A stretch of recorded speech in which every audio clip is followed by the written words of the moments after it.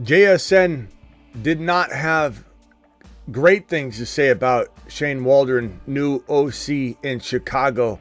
Getsy leaves or is pushed out, goes to Las Vegas. They bring in Waldron, likely to draft Caleb Williams. Will Caleb, who already has some question marks to a lot of people in terms of maybe character or how he's going to hold up at the NFL level, will he fail under Waldron? The Fantasy Football Show begins right now. Live from the FantasyFootballShow.com studios. It's the Fantasy Football Show. Live! Monday through Friday, 8 p.m. Eastern. Smitty is also live whenever news breaks. From the FantasyFootballShow.com news desk, here is your breaking news. So, one thing that recently happened at the NFL Experience on Radio Row, JSN was doing an interview on a radio show or a podcast. Right here, I have a screenshot of it from my Instagram. And I have the actual clip on my Instagram if you want to go watch it. But basically, JSN was asked about new OC Shane Waldron coming over from Seattle. How does he feel he'll do in Chicago? And I'll play the clip for you. And a lot of people are going to say, Smitty, play the whole clip. He had a lot of good things to say about him. Well, of course he did after he realized he was live and already crapped on him. So let me go ahead and play that clip for you, and you guys can decide for yourself. Coordinator coming in, Shane Waldron. What can you tell him about who they just hired to try to get this offense where it needs to go? So they're asking him, what do you think about the new hire, Shane Waldron? You know the guy. Coming over to Chicago.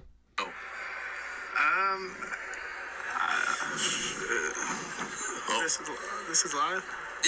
We're not live. We're not live. I'm playing. Hold on. Listen.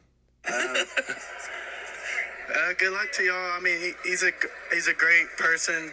He's a great person.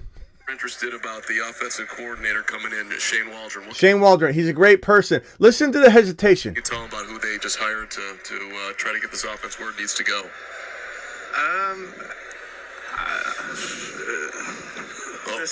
This is live. This is live. This is live. You see the hesitation in his. You hear the hesitation in his voice. You see the hesitation in his expression. But he goes, "Is this live? Is this live?" Yeah, it is live. Oh, I'm just kidding. He says he's a good person. Now, before anybody says, oh, you're going to use that to talk about how the Chicago Bears are going to set Caleb Williams up for failure, if Caleb Williams is the number 1 overall pick to the Chicago Bears. I mean, Waldron doesn't have a long history of offensive coordinating and coaching like that's significant. This guy is, he has coached since 2002, but he didn't get his first OC job. He was tight ends coach, quarterback coach, quality control coach. From 2012, almost 20 years, he waited to become an offensive coordinator in 2021 and didn't exactly, blow the roof off. And so JSN has his hesitation about Waldron should tell you all you need to know as far as what players think of him. Sometimes when a coach goes somewhere, you'll hear nothing but, no, he's great. He's a great motivator of men, this and that. I mean, look at the raving reviews Tony Pollard gave of Dan Quinn. When Tony Pollard heard live on the Pat McAfee show that Dan Quinn was leaving, because he didn't know. He stays off social media. Tony Pollard was asked on the Pat McAfee show live on Radio Row, hey, what do you think of Dan Quinn? What's he going to do in Washington? How is he going to do as the new Washington Commanders head coach? And Tony Pollard said he's leaving. He didn't know, but he said he's amazing. He's a good leader of men. People respect him. He'll be successful wherever he goes, whatever he does. JSN didn't just not, I mean, later on, they extended this conversation, and he did have nice things to say about him, of course. That's an honest reaction. Nor do I think, regardless of what JSN thinks, this was the right move. And as we talked about earlier, Getsy leaving failed this situation, failed Chicago. Getsy failed to develop Justin Fields. Getsy goes now over, if we show the coaching carousel, Getsy now goes over to Las Vegas as Pierce's offensive coordinator. And Getsy most certainly, I would guess, isn't going to get Getsy Justin Fields in some sort of trade, because why would you bring over the guy that failed to develop him and then trade for him and bring Fields over? Crazier things have happened. Maybe these two are like this and they both believe Chicago failed them, but my guess is that Fields is not in play in Las Vegas. That's one thing that I think we can put to bed. Fields getting traded to Las Vegas does not seem likely given Getsy went over to LV. JSN, a future moon man? He could be. JSN to the moon. And I respect this man's take. It's not that I didn't already have my take about Waldron. And Waldron, to me, didn't prove anything from 2021 up until now. I don't believe Waldron necessarily deserves any sort of like, okay, this guy gets the benefit of the doubt. There's nothing there from 2002 until now. I'm not impressed at all with Waldron. And why would I want Waldron to become the guy that's got to develop Caleb Williams from the ground up? That doesn't make sense at all. I got Denny calling in the middle of the monologue. Denny, I don't answer phone calls in the middle of the monologue, bro. I'm at the beginning of the show. What can I do for you really quickly? Okay, I'm sorry. Where have you been? Where have you been? Sorry. Jay Leno. Where have you been? I'm in the middle of a monologue. Where have you been? Where have you been? I try to call in, but you never answer me. Because I'm not live, sorry, Denny. I'm not in the studio when you call. You call at 2, 3, 4 a.m. when you're coming off of some sort of blackjack win in Vegas. You dial me up. You think the show's live when it's not. What can I do for you, Denny, real quickly, and then I'm going to have you call back when I open up the phone lines. All right. I'm sorry. No. What do you got? What do you got, Denny? What do you got? What do you got? Hit me with it. I want to hear what you got. I got a 3-leg parlay. You ready for this? No. 3-leg parlay on the Super Bowl. All right. Okay. 49ers to win. Okay. McCaffrey first touchdown. Debo anytime touchdown. And that's it. All right. All right. That's it. That's all I got. Thank you, Denny. Hey, Denny. What do you think about the comments JSN made about Shane Waldron, the new OC in Chicago? Chicago rumored to probably draft Caleb and trade away Justin Fields. JSN said, how do you like Waldron? Is this live? He says, is this live? And they go, yeah. And he goes, and then he says, and then he says, he's a good person. He's a good person. He's a good person. That's stupid. Whatever that guy said. But you know what? You know I'm a New England Patriots guy, right? Yeah. All right. So here's the deal. Yeah. We got the 3 overall. Who you taking? You know what, dude? I'm taking Drake, man. All right? You can fall down. You can zip it if you don't like. I'm taking that kid. I don't hate the take, but I just like JD. I think JD5 is gonna grow on you. You're gonna start realizing that JD5 is Lamar, but with a better arm. JD5, he knows Denny. He knows how to zip it. He knows how to zip it. JD5, he needs to go to Washington. But here's the thing. I don't know if you've heard me lately talk about this. 1 second. Let me just explain it to you before you interrupt here, real quickly. There are several teams. We talked about this on screen last night. Let me put it back on screen. Marvin Harrison Jr. and Justin Fields. My prediction is they're playing together. They're playing together, Denny. I saw that. I thought it was clickbait.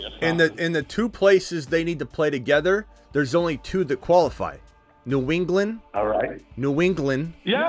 That's what I'm saying. Yeah, that's what I'm saying. I know. So Denny, tell me how listen to me for a second. Tell me how I'm wrong. If you're the New England Patriots, if you're the New England Patriots, why in the hell wouldn't you take Marvin Harrison Jr. number 3 and trade for Justin Fields using 2 second-round picks? I love it. And this is the first I really heard exactly about it. But I've been thinking about I don't know. I think me and you like Justin Fields more than a lot of people do. We like him, but I think there's a camp of Justin Fields believers. And hold on, Perps just dropped a $20 hauler. Denny, he says, "What's up? What's up, Smitty Leno? Long press that boss horn in Denny's honor for interrupting Smitty during the monologue. Whatever, Jay Smitty Leno. Do you know what the boss horn even is?" Denny, you've been gone for so long. Do you even know what the boss horn is? Oh, you got a boss horn? Like, does that have anything to, I love that kid's. I love that he just zipped one in. I don't think he nice. does. I don't think you know what the boss horn is. No. Okay, are you ready? I want you to get really close to the phone. Okay. Ready? Is this gonna hurt my ears? Maybe not. Maybe not. Ready? Here's the boss horn, Denny. All right. Alert. Super chat alert.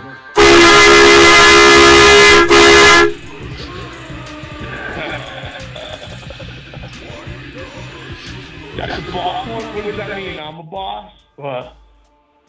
Like when you what is it? What? I got but you got don't I got you But you like Waldron? Is this live? No, you hit that every time you're in an argument, Smitty. This is what I would use the boss for, and I like it. But every time you're in an argument, like hit it right now. Tell me. But Smitty, I thought. No, I call it in because it's Smitty. No, it's like zip it. All right, hey Denny, Like call back when the phone lines are open. I got to finish the monologue here. Appreciate you. All right. All right, later. All right, very good. I don't even know where I was at this point. Perps, appreciate you dropping that $20 hauler. Perps to the freaking moon. Perps is a man of many talents. One of them is absolutely identifying when the chat needs a boss horn toot. He is what we call the toot whisperer. I think the highest super chatter and YouTube gifted member needs to be anointed, and only the chat can replace him. Can I get a raise of hands if and look, Ron Navy deserves to be recognized as the toot whisperer for the past, because it's unfair to not have had this representation and award back when Ron was dropping big ones as well. And not saying Ron doesn't anymore, but Ron went through a stage. He dropped the highest super chat ever in the history of the channel, which I think I have right here. Ron Navy. So 765 in one live stream. So Ron Navy is we'd almost say a retrospect would be the Toot Whisperer original, the OG Toot Whisperer.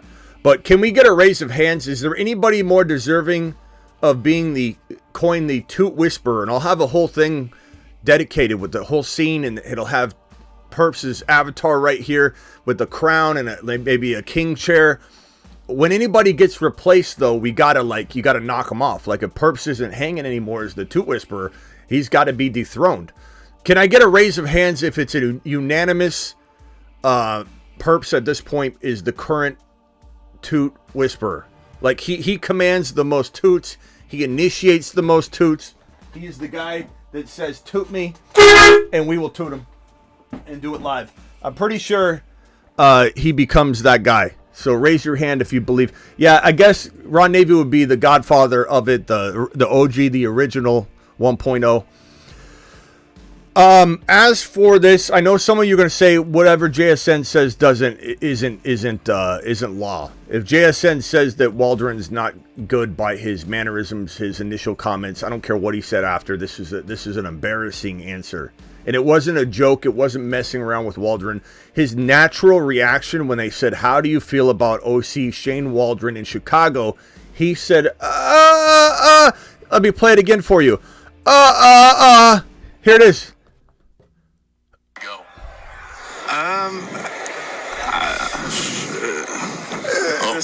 This is live. We're not live. We're not. I'm playing. I'm playing. Good luck to y'all. I mean, he's a great person. He's a great person. You can act like this isn't a big deal, and that's fine. But again, this isn't what determines my thoughts here. I'm already drawing conclusions, and this just amplifies what I'm already feeling and fearing. That you've got a OC that I don't think is up for the task. I don't think he's going to develop Caleb Williams. You needed somebody bigger, better, stronger, more aggressive, more willing. Like, what's crazy to me is you didn't bring in Cliff Kingsbury.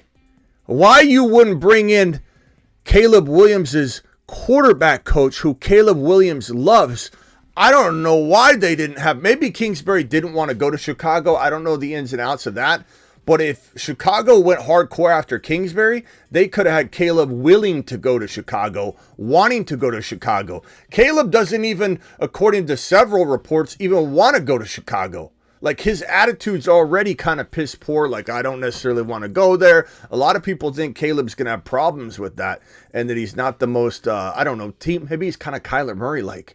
Kyler Murray's grown a lot in the last, year or two, especially after he tore his ACL and had to recover from that. But at the same time, I feel a lot of Kyler Murray mental vibes out of Caleb, potentially. You throw him with Waldron instead of a Kingsbury, and you can say Kingsbury's not good all you want. I really don't care if people disagree with me on that. Everybody's entitled to their opinion. I'm an Arizona Cardinal fan. You think I'd have both good and bad to say about Kingsbury? The only bad I can come up with was coaching, being a head coach. Maybe he didn't organize everything properly. I still would have kept him for another year, to be honest. I liked Kingsbury enough. His offense is fantastic. His scheme is fantastic. He can architect a passing attack. And he's Caleb's current coach, or was his current coach at USC. How did Chicago not heavily explore this? Does anybody, is there a report out there that I missed where they said, Kingsbury, why didn't you go to Chicago? And he said, I didn't want to go at all, and then they couldn't have dragged me there. I don't understand why Chicago wouldn't have went after Kingsbury. Maybe Chicago is deciding to keep Fields. I don't think so, but if they did, this would make more sense, and that would make even more sense why Kingsbury beelined from LV over to Washington, knowing that he's in the driver's seat to maybe draft Caleb because Chicago's going Marvin Harrison Jr. and shocking the world. You'd think they'd trade down to New England, probably, right? Unless, you trade down to New England, you let New England go Caleb, you'd screw the Washington Commanders who think they're going to maybe get Caleb. You'd do something rather than just draft Marvin Harrison 1, but it would take balls, and I would have the balls to do it. I wouldn't even mess around. I wouldn't want anybody to jump up a player above me, a pick above me, to ruin and foil my plan. I'd have the balls to take Marvin Harrison number 1 overall. I have the balls to do it. I don't know if these teams do, and if Chicago is hell-bent on trading Fields, I'd have the balls to draft Marvin Harrison Jr. 2 or 3 and trade for Justin Fields no matter what it took, and I would do it mother freaking live.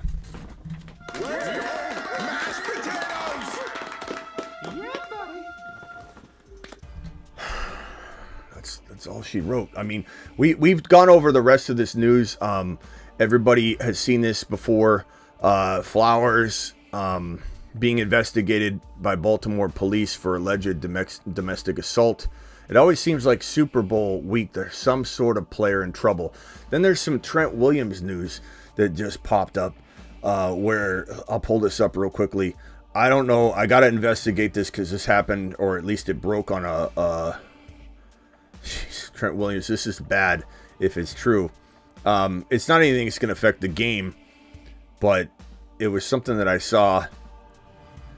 I don't know how, I can't confirm how accurate it all is yet. I'm still looking into it, but there is a report here that said that Trent Williams, Super Bowl bound 49ers tackle Trent Williams, is sued by former landlord for letting his 9 dogs trash an $8 million California mansion that left covered feces and urine and rotting food everywhere. Trent Williams unapologetic after his pit bull killed neighbor's dog.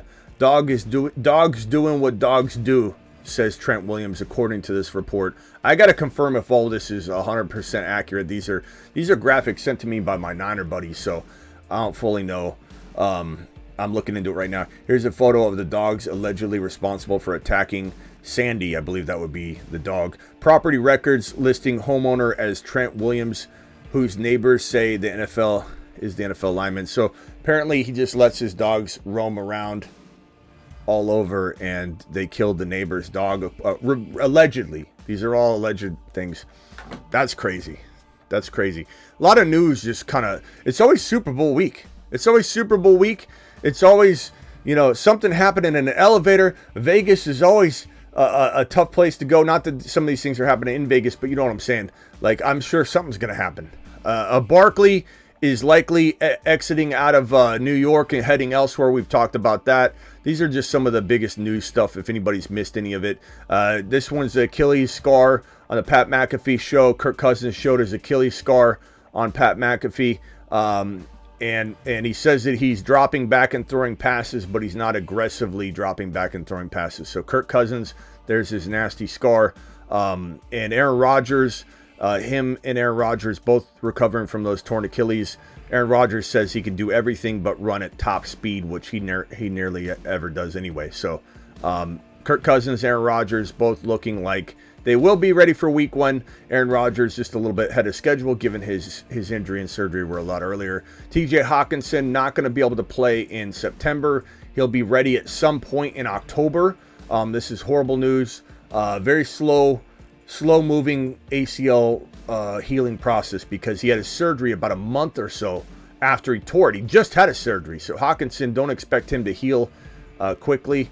And that is all the news that we have at the current moment. Again, this was from yesterday. Commanders could take Marvin Harrison Jr. as their alternate plan if Caleb Williams doesn't somehow wind up falling to Washington, either at 2 or in some sort of trade up, that the Commanders would then try and trade for Justin Fields. This is what I've been sending out into the ether for almost a month now. Fields should be going to New England. Fields should be going to the Washington Commanders. The two most ideal spots, because these teams can also draft Marvin Harrison Jr. with this 2 or 3 overall pick. It just makes sense. It just makes sense. And the great part about it is, if, let's say, you trade for Fields, Washington can't draft Marvin Harrison Jr. Like, you're protecting yourself. They can't, because only the team that gets Fields can do that. The team that doesn't get Fields out of these two teams, Washington and New England, if they are the two suitors, the other team has to draft a quarterback. If you don't get Fields, you can't draft Marvin Harrison. That's what's beautiful about having the 2nd and 3rd overall pick, and why it makes perfect sense. The Cardinals, the only thing you would have happen is the Washington Commanders could trade with the Cardinals, and the Cardinals could leapfrog to get him. But why would Washington do that? They want their quarterback. So it's beautiful. It's a beautiful, beautiful plan. And either one would turn around either franchise immediately. A $10 hauler from Aaron. Aaron says, this is a big red flag I have on Caleb Williams, is his mentality. Yes, he has an elite arm and can make big plays happen and make a play happen. You can have the best talent, but you need to be mentally sound upstairs to make it. The problem, though, too, is that I feel like Waldron's not the guy. Someone could say Waldron's okay. Thank you for the super chat. All $10 haulers get a moonshot. To the moon. Appreciate you. You could say all you want about Waldron maybe not being a huge red flag, like horrible option. Like, he might be okay, did okay at times in Seattle, whatever. But he's not the guy to architect a guy like Caleb to jump up and a little bit of fuzz on there. He's not going to architect a guy like Caleb to jump up and become this top 5 quarterback. You don't want to put Waldron in charge of that. That's not the guy you put in charge. A guy that for 20 years couldn't even get an offensive coordinator job. And he finally, in 2021, after about 20 years of being involved in coaching and moving around in different positions, you could say learning different skill sets, but I just don't think Waldron's the guy to raise Caleb, who already has some of those mental potential hurdles in his way. Phone lines are open. Dial in. Call into the show. Call into the show. We might be doing a very short show today. We did the Rumble show already. For those that don't know, I'm on Rumble and we're trying to do daily shows. I might miss a day or two, but we're literally trying to do daily shows. Rumble.com/The Fantasy Football Show. Link is in the description of this video, in every description. And then don't forget, we'll probably be live on the Dynasty channel tonight, youtube.com/Dynasty Fantasy Football. And then I'll try and come back. So we've already done the Rumble show tonight. Go watch that show. It's great. We'll definitely try and do a Dynasty show tonight. And then, so that's one more show tonight. And then maybe if we have time, jump back and do some drafts. And if you want to be a part of the drafts, you've got to head over to Underdog Fantasy, promo code Smitty. The link I'm dropping in the live chat this very second. I'll pin the link in 1 second right now. Let me pin the link. This link will get you, it'll insert code Smitty for you, and they'll double your first deposit up to $100. And also, just by having an Underdog account, guys, they're giving Underdog is airdropping over $1 million. Not over, I think, $1 million. They're airdropping $1 million sporadically throughout the entire Sunday big game. So all you have to do to qualify is have an Underdog account. The link I just dropped, this link I'm pinning right now in the live chat, that link that I just pinned in the live chat, that link gives you access to download. And I don't think you necessarily even have to do your first deposit yet if you didn't have time when you were in a hurry. Just hit the link. Hit the link, sign up, get the Underdog app using code Smitty. It'll insert code Smitty for you. How did you hear about us? Code Smitty will already be inserted. You just hit OK. That link does it for you. And then you're qualified for this $1 million, $1 million of random airdrop. I think they're probably doing it in like $100 increments. It goes into your account as a cash bonus if you're selected. All you have to do is to qualify is have an Underdog account. I love this higher 47.5 on Kittle and 69.5 rushing yards for Pacheco. Those are awesome. New Underdog accounts also have this special available in the Pick'em area. If you don't see it, it's because you're not new. New Underdog accounts, if you click that link right now, you'll have higher 0.5 Patrick Mahomes on 1 total yard. So he gets 1 total yard. You already smashed that higher. Also, for those that have been in Alabama, Colorado, Mississippi, Missouri, Tennessee, West Virginia, Wyoming, now they have Pick'ems available. It's called the Pick'em Champion. It's a little different, but they have that available for people in these states that have been unable to play Underdog Fantasy, promo code Smitty. Now you can. Dial in if anybody has commentary around Shane Waldron and would like to discuss Shane Waldron. If you'd like to defend Shane Waldron, if you'd like to say this amplifies your concern like it does for me for Caleb Williams, you can file on in and have that conversation as well. I missed Rumble. That's right. You can go rewatch it. It's there for the taking. Might need steadier start times for these various shows, Smitty. Yeah, but the thing is, Superfish, it's hard to... Eventually, I'll try to, but it's hard to do set start times when I've got this show cemented in, and then the Graveyard show, the Dynasty show, is pretty much about midnight Eastern, almost set in stone there. There's 2 time slots already. So the Rumble show is going to probably rumble around different times, but we'll see eventually. Also, guys, on my Instagram, it's very easy to never miss a notification. Sometimes people say, I didn't get the notification. I saw a couple of people saying didn't get the notification. I just dropped a link there. That is on my Instagram channel. It's a free channel. All you got to do is subscribe to that channel. It goes into your DMs on IG under channel tab. So it says like, general, primary DMs, and then channels. And every time I go live, I send an alert, a story post on Instagram, and an alert to that channel. And everybody never misses a live stream. Those people never miss a live stream. That's all you got to do. I mean, I'm trying to make it easy for people to find the live stream whenever I go live. That right there is the best way. You'll never miss a live stream as long as your Instagram notifications are on. So that gives you the YouTube notifications, and if they don't send you one for whatever reason, because they throttle those back, sometimes it's out of my control, you've got the IG notification. Know what I'm saying? Big O says, why not multi-stream? Because that doesn't give another show, bro. That's just a duplication of this show. Like, you're going to go watch it over on Rumble after you watched it on YouTube? You know, people do that, Big O, but that's not valuable.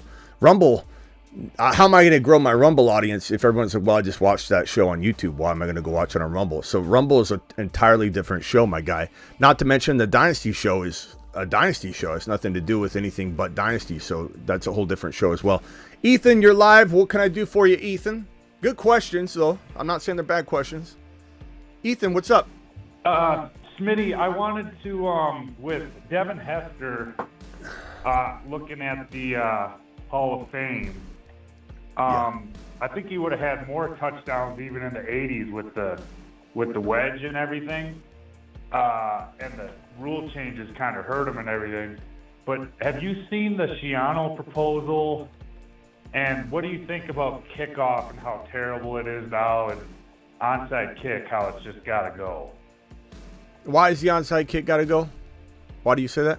It gets converted. It's like, what is it, 2 out of 40 times or something? Or but why get rid of it? Why do you want to take away an opportunity for a team to try and get the ball back? Oh, because the proposal that if you could go do punting and have it be 4th and 15, and the NFL, Mahomes would probably be 4th and 20 would be better, but I just think they gotta move away from it. It's just terrible. Yeah, I mean, it never gets converted, you know. I don't know. I'm not really concerned about taking that away. As far as some of the wild proposals, I don't. I mean, we'll have to see some of the details when they finally narrow down what they're going to do. But I'm not taking away the onside kick. No way. I mean, you got to give a team a chance to recover it. I mean, yeah, give them a 4th and 20. You know, give them a 4th and 20, and then if it's earlier in the game, you just punt. You know, you punt from your own, like, I don't know, 35 or whatever, and it's a punting game. No thanks. It'll be more exciting. No, I don't even. No, I wouldn't want to do that. Yeah. I don't. Because there's no continuity with, you know, the old records anyway. It's not like it matters, you know. Of course, I people disagree. have higher stats. I don't like it. But I don't like it. I'm telling you, there was some guy on YouTube, look it up, the Schiano proposal, because he had that one guy get paralyzed from Rutgers. And it's just, I really thought about it, and it seems like it would make the game a lot more exciting. Explain the whole thing. Explain the whole thing for those that don't know, and for me who's even foggy on the proposal. Go ahead. Explain it. So there's some guy who analyzed all kickoffs and how, like, and everything, and where you can get the most points out of, and it's really a very simple play. It's either a touchdown or it's a tackle at, like, the 15 or 20s. And he determined that if you made it so you started at 4th and 15, that was a Schiano proposal. I think it should be 4th and 20. No, let me get this straight, because you're starting in the middle. No one understands what you're saying that hasn't read it. You're jumping straight into the middle. Let's say that a team is up by 14 points. Okay?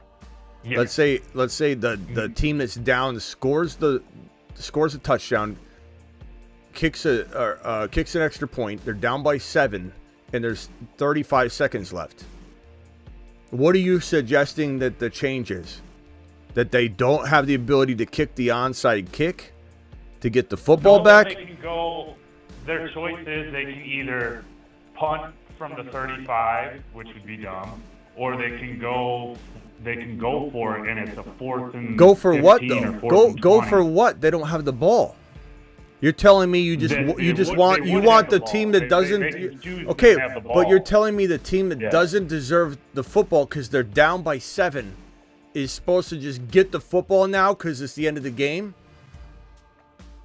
They get the football, but it's a 4th and 20 from their own 35. They just scored a touchdown. Could you do that the whole game? The whole game. You wouldn't go for it if it was that's like stupid. the first. Why would you want to? That's changing the entirety of the game.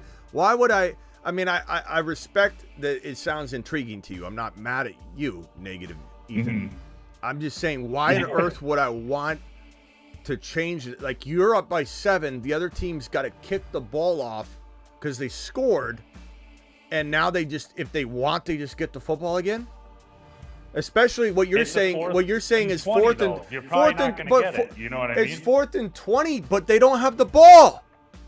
Why would the But now opposing? they would have the ball. But they shouldn't have the ball. Like, even if you're saying they could do it all game, it is stupid that you're now taking away what the team that's winning has done all game long, and you're trying to hand the other team the advantage. That is the dumbest. No, not to you.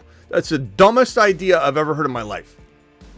In relation to the But you say NFL. it's dumb that you kick it and you get it if you No, you it's do not, recover because it. that's the way You it's do been it for so. at a distance where it'd be like 30%, 20%, whatever that distance is, you could figure that out. That's a stupid. You know, right proposal. now it's at like 5% or something for onside kick. It's just crazy. Yeah, that is a dumb proposal, because you're basically just giving the football back at the end of any game to the team that doesn't deserve it. The onside kick has been there for a while. It's not like we're getting used to it or something. You got to try and get the ball back. Is 2 out of 44 have been converted? Is the number we think? Yeah, that's terrible. But what do you mean it's terrible? The insane team's now. down by 7 with 33 seconds left, Ethan. It's not the winning team's fault.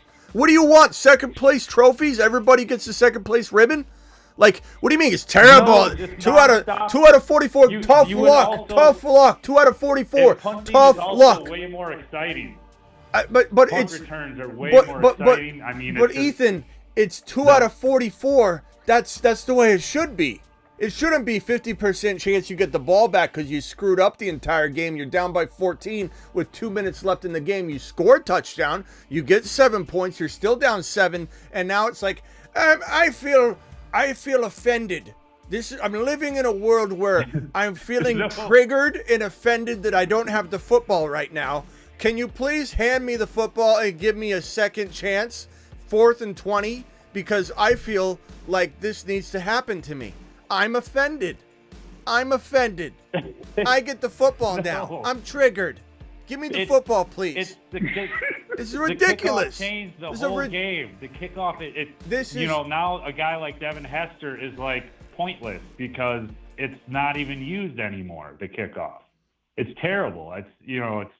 Finish in the him. 80s, it was huge. I mean, he would have more punt Call returns. terminated. I mean, kick returns.